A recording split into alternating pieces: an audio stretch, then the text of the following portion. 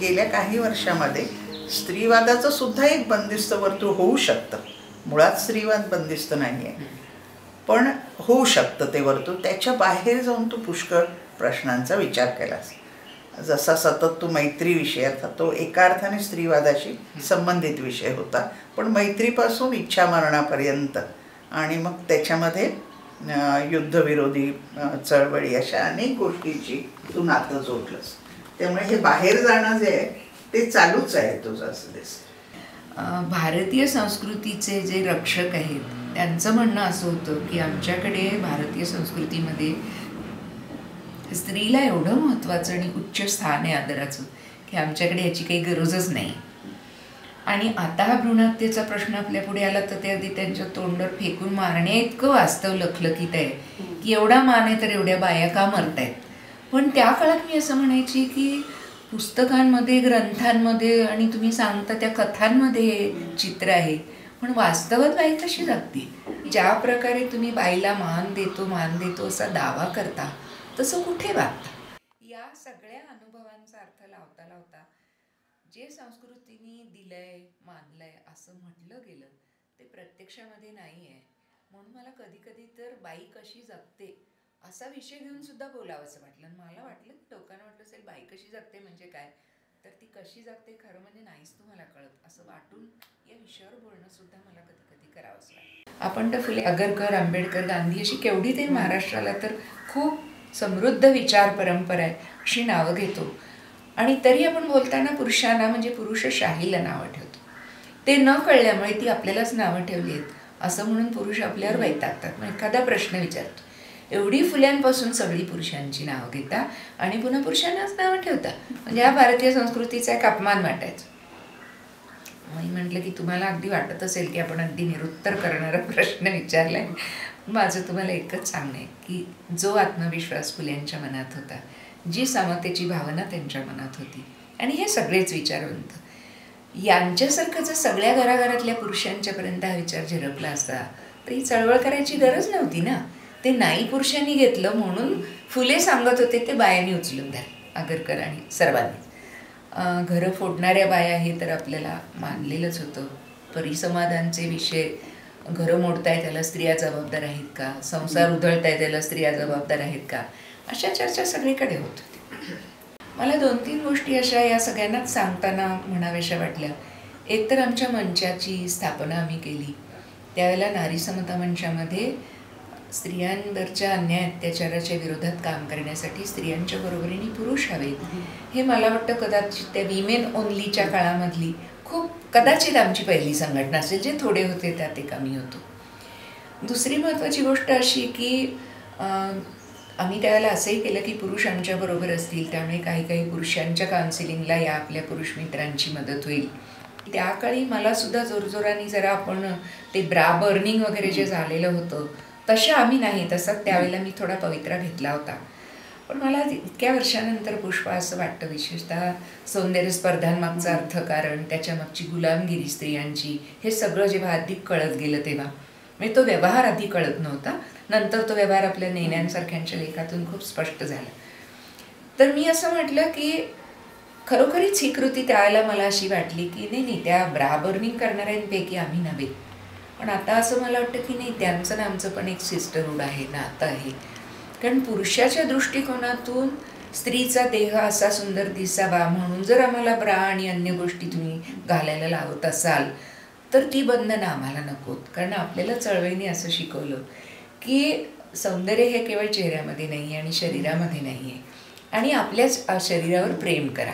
हा जो एक आपलं काम, आपला विचार, आपला आत्मविश्वास, त्यातून येणारा वाढलेला आत्मसन्मान, याच्या आधाराने आपल्या व्यक्तिमत्वाला जी काही झळाळी मिळते ते खरं सौंदर्य.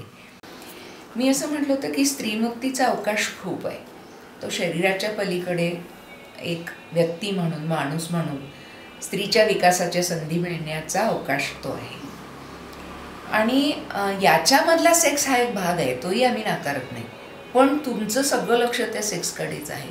आणि जणू त्यासाठीच लैंगिक स्वैराचार असा ते लोक शब्द वापरायचे, लैंगिक स्वैराचारासाठी तुमची ही चळवळ आहे. पण एक गोष्ट मात्र खरी की लैंगिकतेच्या पलीकडे असलेलं स्त्री शरीर आहे याच्यावर मात्र तिचा अधिकार आहे आणि त्या अधिकाराच्या बाबतीत होकार नकाराचा अधिकार तिला आहे, हे आम्ही काय मानत आलो. आणि याच्यातून निघणारे प्रश्न विचारणाऱ्याला खूप अवघड आहेत. जसं आपण म्हणतो की रथोनी या सगळ्या विचारवंतांनी तर म्हटलंच आहे की एका परीने वेश्या ही आणि गृहिणी यांची तुलना करताना ते म्हणाले होते की गृहिणी ही म्हणजे विवाहित स्त्री ही एकाच पुरुषाबरोबर कायम आपल्याला जोडून घेते आणि वेश्या ह्या रोज नव्या पुरुषाबरोबर राहतात. पण दोघींच्या उपजीविकेचं साधन आहे. तो उपजीविकेचा शब्द खूप लागलेला आहे लोकांना. पण मला खरंच विचार करताना असं वाटतं की इतके मनापासून समतेच्या विचारांनी जगणारं जेव्हा जोडपं नसतं तेव्हा रधोम कर्व्यांच्या या विधानाचा खूप प्रत्ययही येतो आणि विचारही करावाच वाटतो. पण स्त्रीला लग्नातून असलेल्या अनेक अपेक्षांमधली एक अपेक्षा नवरा मागेल तेव्हा देह देणं ही जी आहे आणि त्याच्यामधून तिच्या मनाच्या आणि शरीराची होणारी जी काही फरफट आहे याकडे मात्र चळवळींनी लक्ष वेधलं. आणि मला असं वाटतं की दिवसेंदिवस आपलं वय वाढल्यामुळे आणि आपल्या विचाराला अधिक स्थिरता आल्यामुळे मला असं वाटतं हे मी खूप भरसभेमध्ये आता हे प्रश्न अगदी पाळीपासून लहान मुलींपासून पुरुषांच्या सभेमध्ये सुद्धा हे प्रश्न बोलणं इथपर्यंत आपल्या शरीराकडे बघण्याच्या दृष्टिकोनाचा विकास झाला असं मला वाटतं. पण समाजाच्या इतर अंगांचा विचार करताना आणि समाजाच्या एकसंधतेचा विचार करताना बाकी सगळ्या चळवळी पण खूप महत्त्वाच्या आहेत आणि हा आपल्या वाढीचाच एक भाग असं मला कायम वाटलं. त्यामुळे मिळून सगळ्या जणी हे सुरुवातीला जरी आपण कधी असं नाही मानलं की ते मुखपत्र आहे चळवळीचं, पण सगळ्यात अधिक बांधिलकी स्त्री चळवळीला हे नक्की मनात होतं आणि आहे. पण तरीसुद्धा असं लक्षात आलं की अंधश्रद्धा निर्मूलनाची चळवळ असेल किंवा शांततेची अण्वस्त्र विरोधातली चळवळ असेल, पर्यावरणाची चळवळ असेल, विकासाच्या संदर्भात नवा विचार देणारी मेधाच्या नर्मदावच्या आंदोलनासारखी चळवळ असेल, तर या सगळ्याच चळवळी खरं म्हणजे समाजातल्या वेगवेगळ्या अंगांना स्पर्श करत एका समग्र विकासाकडे आणि उन्नतीकडे नेणारे आहेत. आणि हे पटल्यावर त्या सगळ्यांबरोबर मग आपण असायलाच हवं. आपण एकाशी अधिक बांधील असलो तरी हे सगळे आपलेच आहेत असं वाटून त्या सगळ्यामध्ये सगळ्यांच्या बरोबर राहण्याचा प्रयत्न केला. सगळ्यांच्या बरोबर राहताना कुठेतरी थोडं कमी आणि जास्त होतच, पण मला आपण या सगळ्या बरोबर आहोत याचं एक बरं वाटतं. दुसरं असंही आहे ना की अंधश्रद्धा हा स्त्रियांच्या जीवनामधला एक खूप महत्त्वाचा भाग असतो. त्यामुळे या चळवळी बरोबर राहिल्याने स्त्रियांच्या बरोबर बोलताना याही सगळ्या गोष्टींचा विचार आपल्याला अधिक चांगला मांडता येतो. किंवा अण्वस्त्रांच्या विरोधामध्ये आपण स्त्री चळवळीत काय म्हणत आलो की जगभरामधल्या युद्धांचा सगळ्यात जास्ती त्रास स्त्रियांना झाला आणि म्हणून शांततेच्या अंगाने ज्या मागण्या आणि चळवळी याही स्त्रियांनी केल्या, म्हणजे तो एका परीने आपल्या चळवळीचाच भाग आहे. त्यामुळे या सगळ्या चळवळींच्या बरोबर राहणं ही आपली जबाबदारीच आहे असं मला वाटलं. एका बाजूनी स्त्रीवादातली काही मंडळी म्हणतात की तुम्हा लोकांचा त्यामुळे फोकस स्थिर राहत नाही आणि काही मंडळी अर्थात म्हणतात की हे सगळं एकत्र घेतल्याशिवाय होत नाही, असे ते वाद आहेत. आता चळवळीचा प्रवाह माझ्या मते अधिक रुंदावलाय आणि म्हणून तो असं उसळताना दिसत नाही, पण तो खूप दूरवर गेलाय. उदाहरणार्थ बाईला आरोग्याची सेवा न मिळणं हा पण हिंसाचार आहे ही जी कल्पना आली, किंवा सुरुवातीला आपल्याला फक्त शारीरिक हिंसाचार कळत होता आणि मानसिक हिंसाचार एवढा आपण नव्हतो मानत, तर तो हिंसाचार या अंगाने थोडं मानसशास्त्राच्या अंगाने, काउन्सिलिंगच्या अंगाने किंवा आरोग्याच्या सेवेच्या संदर्भामध्ये ग्रामीण भागातल्या कामाच्या अंगाने हे जे त्याला फुटलेले कोंब आहेत हे खूप वेगळं काम करत आहेत. आणि त्यालाच आणखी नवीन मिळालेलं एक परिमाण म्हणजे आरक्षणातून स्त्रियांना स्थानिक स्वराज्य संस्थांमध्ये मिळालेल्या जागा.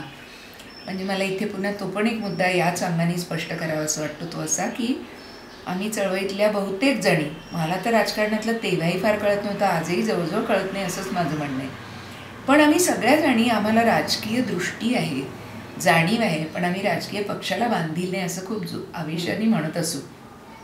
आणि म्हणाल ते गेले कित्येक वर्ष असं म्हणतात की राजकारणात स्त्रियांनी आल्याशिवाय काही खरं नाही आहे. मला गेल्या 10 वर्षात ते पटलंय खरं म्हणजे की काही सत्तेमध्ये जाऊन परिवर्तन करण्याच्या शक्यता वाढू शकतात, वाढतीलच याची हमी नाही आहे, पण तिथे पण आपला एक गट निर्माण झाला तर होईल या अंगाने. आणि म्हणून मला वाटतं की त्याचं प्रत्यंतर स्थानिक स्वराज्य संस्थांमध्ये स्त्रियांचा जो प्रवेश झाला आहे त्याच्यामधून खूप मोठ्या प्रमाणात त्याची चाहूल लागते. हे मान्य करायला पाहिजे की सुरुवातीला खरोखरीच पुरुषांनी बॅकसीट ड्रायव्हिंग खूप केलं. बाईला पुढे बसवायचं आणि अगदी तिची गाडी वापरण्यापासून ते तू कशाला तिथे जाते, सही येईल घरी येईल, अंगठा करायला घरी येईल कागद असं म्हणण्यापर्यंत. पण काही स्त्रियांच्या चळवळीतून पुढाकारांनी सुरू झालेले त्यांच्या ट्रेनिंगचे जे उपक्रम आहेत त्याच्यामधून आणि स्त्रियांची वाढणारी जाणीव याच्यामधून आता आम्ही असं पुरुषांचं ऐकून नाही राज्यकारभार म्हणजे गावाचा असेल, जिल्ह्याचा असेल कारभार करणार, पण आम्ही स्वतः शिकणार. मला इथे पुन्हा फार असं वाटतं की मिळून सारेजणीचा याही याला एक छान पाठिंबा आम्ही दाखवला. तो असा की 1994 सालची गोष्ट असेल, ज्यावेळेला आपल्या वाढदिवसाच्या कार्यक्रमाला महाराष्ट्राच्या राज्यभरातल्या जिल्हा पातळीवर निवडून आलेल्या स्त्रियांचं एक शिबिर घेतलं. वाढदिवसाचा कार्यक्रमच हा होता आणि या जवळजवळ रत्नागिरीपासून भंडाऱ्यापर्यंत 44 जणी आल्या. आणि मला त्या 94 सालात म्हणजे आता जवळजवळ 20 वर्षापूर्वीची गोष्ट होत आली. या बायका जेव्हा आपापल्या अँबॅसेडर गाड्यातून आल्या ना तेव्हा पुष्पा मला असं वाटलं की बरोबर आहे, सारखं नवऱ्याच्या बरोबर शेजारी बसण्याची या बायका आज आम्हीच कोणीतरी आहोत असं म्हणून आल्या. त्यांनी खूप चांगला अनुभव कथन केलं. तर तेव्हा काहींनी हे अनुभव सांगितले की आम्हाला कशी संधी देत नाही आहेत, पुरुष कसा एक शिरजोरपणा करतायत. पण आता लक्षात आलं आहे की नाही, याच्यामध्ये ज्या बायकांनी सिरियसली या करिअरमध्ये पडायचं ठरवलं आहे आणि ज्यांना चांगलं ट्रेनिंग मिळालं आहे, मला भीम रासकरचं फार नाव घ्यावं असं वाटतं, राजसत्ता आंदोलनाचं, की जे फार सत्ता आम्ही मिळवणार आणि सत्तेचा चांगला वापर करून दाखवणार आत्ताच्या सत्तेच्या वापरापेक्षा अशी दृष्टी देत यांना ट्रेन करतायत. त्यामुळे ह्या सगळ्या क्षेत्रांमध्ये चळवळीचे हातपाय पसरायला लागले आणि म्हणून ती अशी खूप थेथे नाचताना दिसत नसली तरी ती खूप खोलवर. त्यावेळेस सुरुवातीच्या काळात हाही प्रश्न आपल्याला विचारला जायचा की हे फक्त शहर पातळीवरच नाही आहे का. तर आता ग्रामीण भागामध्ये या सगळ्या उपक्रमांच्या निमित्ताने चळवळ पोचली आहे. दुसरं म्हणजे याला मिळालेलं एक बचत गटांचं, त्याच्यात थोडं जमा आणि थोडं उणे पण आहे. पण बचत गट ही सुद्धा एक या चळवळीतूनच निर्माण झालेली गोष्ट आहे असं मला वाटतं.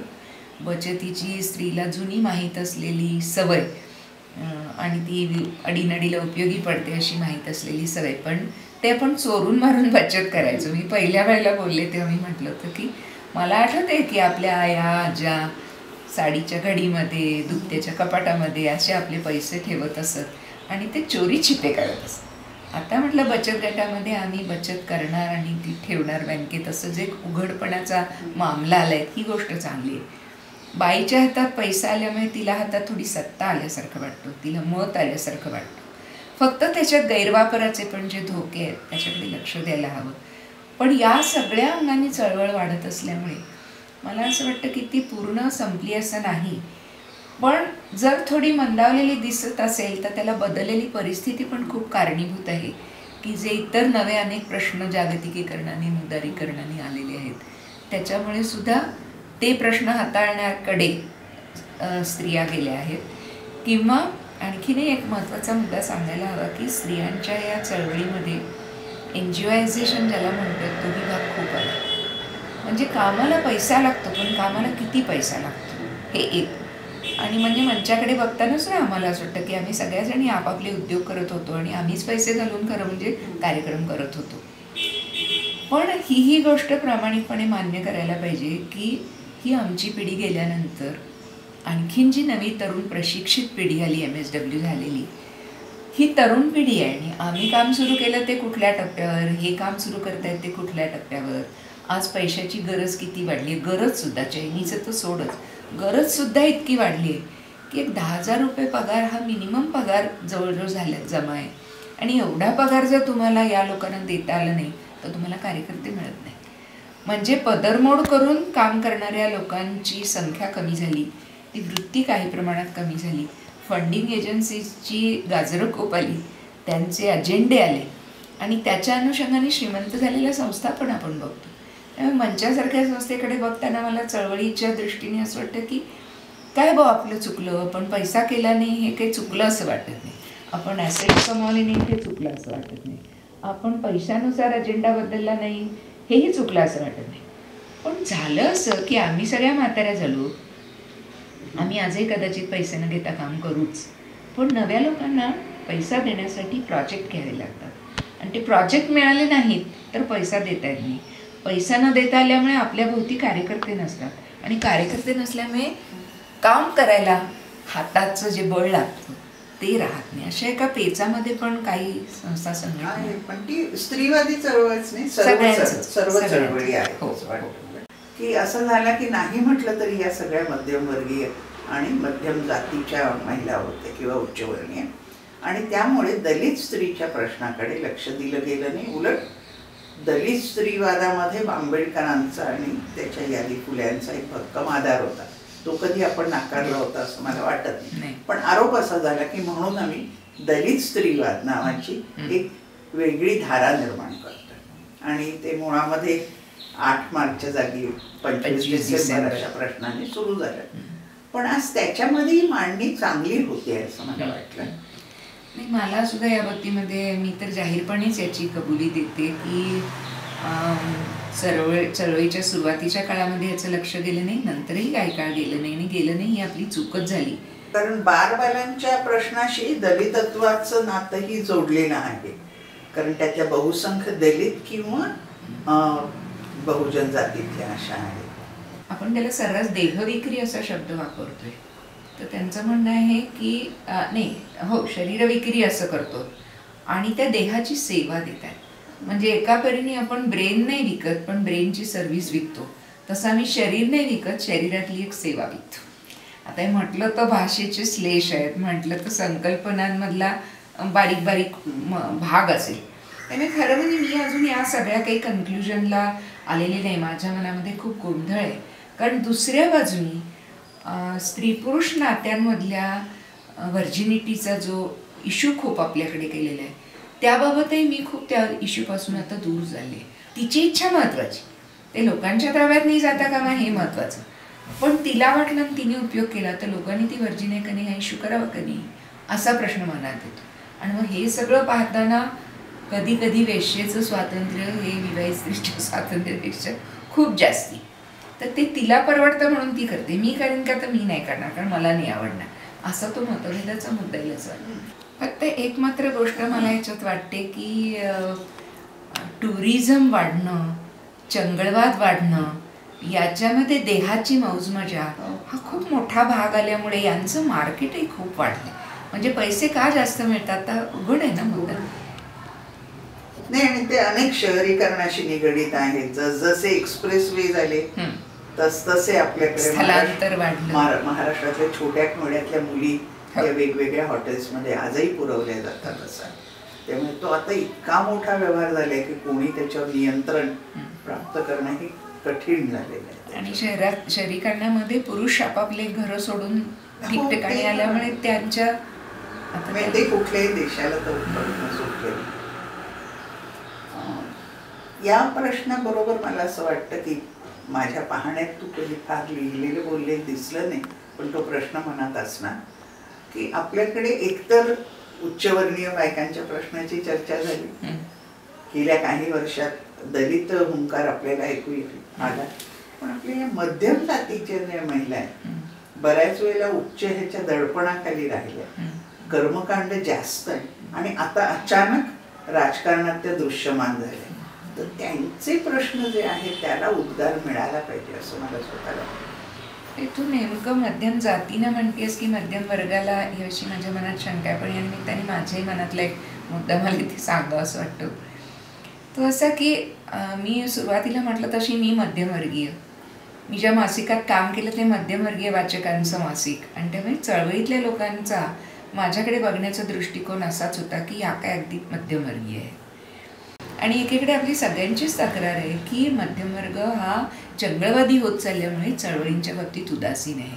त्यामुळे मला वाटतं की पुन्हा मध्यमवर्गांच्या मध्ये काम करणं ते अशा अर्थाने मला महत्त्वाचं वाटतं की मूलभूत सुविधा त्यांच्या भागलेल्या आहेत. म्हणजे स्वातंत्र्यासारखा विचार जिथे चैनीचा ठरेल तिथं तो त्यांच्या माणूस म्हणून जगण्याचा अतिशय महत्त्वाचा भाग म्हणून विचारात घ्यायला हवा. अशा लोकांच्यात काम करणं खूप गरजेचं आहे. माझी मर्यादा म्हणून आणि माझं तेच जग असल्यामुळे मी कायम या जगात वावरून काम करण्याचा प्रयत्न केला, काही खूप मोठा प्रभाव पडला असंही मला वाटत नाही. पण एवढं मात्र दिसतं की एक जाणीव जागी झाली आणि आम्हाला इतकं काही करता आलं नाही तरी आमच्या मनात तो विचार रुजला आहे. मला असं वाटतं की विचार रुजला की एवढी महत्त्वाची गोष्ट आहे ना. तुमच्या घरामध्ये या विचारातून आलेली दृष्टी आणि कदाचित पुढच्या पिढीसाठी, म्हणून मला आजी आणि नातीच्यामध्ये एक आपण छोटंसं पूल साकव नेहमी म्हणते तसं बांधलं जातं की काय, अगदी एवढ्या कणभर प्रमाणामध्ये, असं मला वाटतं. आणि तू ज्या मध्यम जातींचं म्हणतेस तर त्याच्यात तर मला असं वाटतं बाबा की आता ब्राह्मण तर कुठल्या कुठेच गेलेले आहेत आणि मराठा आणि त्यांच्या जातीमध्ये जातीयता खूपच आहे आणि ते राजकारणात सगळ्यात दृश्यमान आहेत. फक्त स्त्रियांचे प्रश्न नाही अशी स्त्रीवादाची आता भूमिकाच आहे. आणि त्यामुळे या जगण्याशी निगडीत अनेक जे प्रश्न आहेत त्या प्रश्नांचा तू विचार करत आलीस. म्हणजे एका परीने स्त्रीवाद हे जगण्यातली निकोपता जपणार असं तत्वज्ञान आहे असं आपल्याला म्हणता येईल.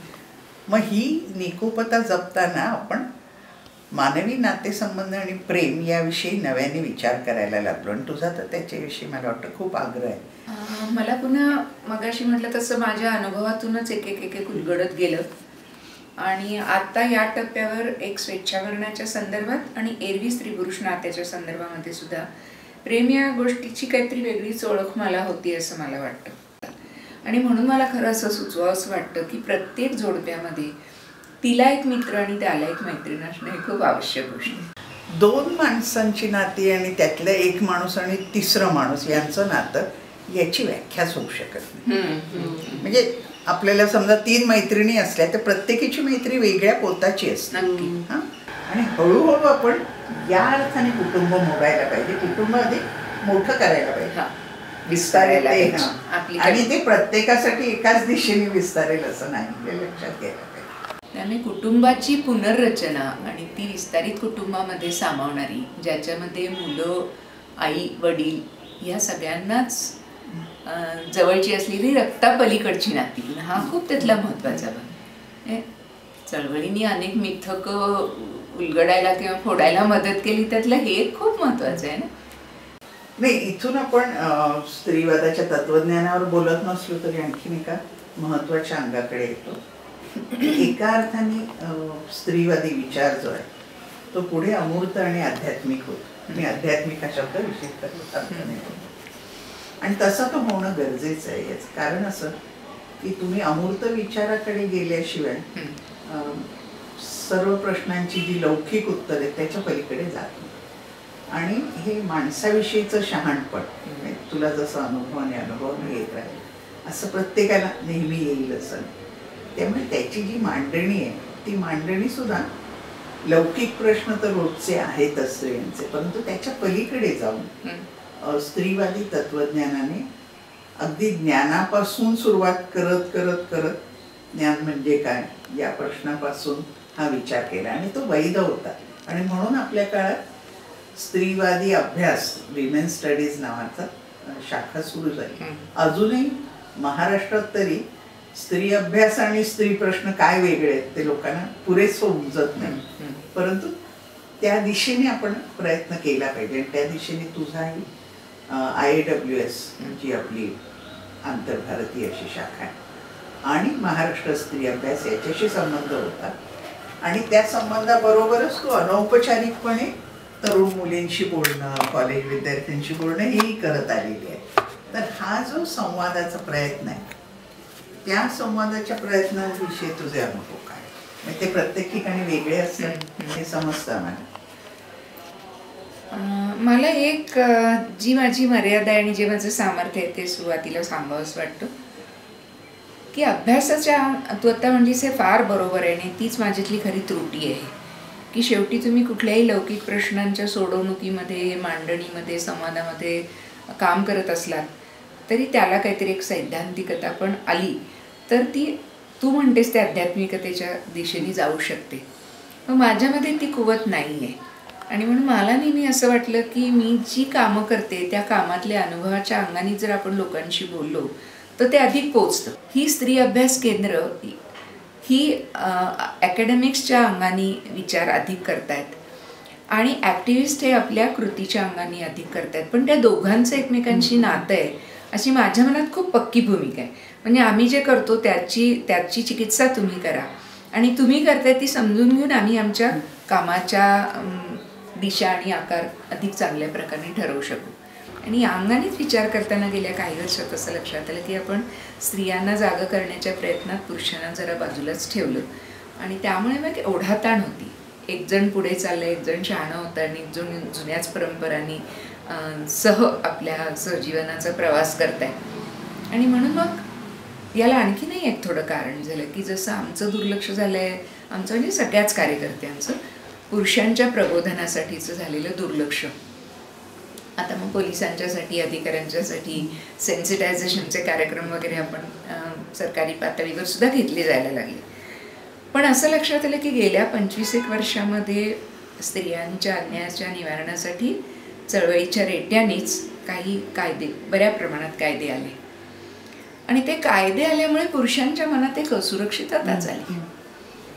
पण म्हणून आमच्या लक्षात आलं की पुरुष अशा प्रकारे जर बिथरलेले असतील, सुरक्षितता त्यांच्या मनात आली असेल तर त्यांना आश्वस्त करणं खूप गरजेचं आहे. आणि म्हणून आम्ही तो सत्यरंजनसाठी पुरुष संवाद केंद्र ते सुरू केलं.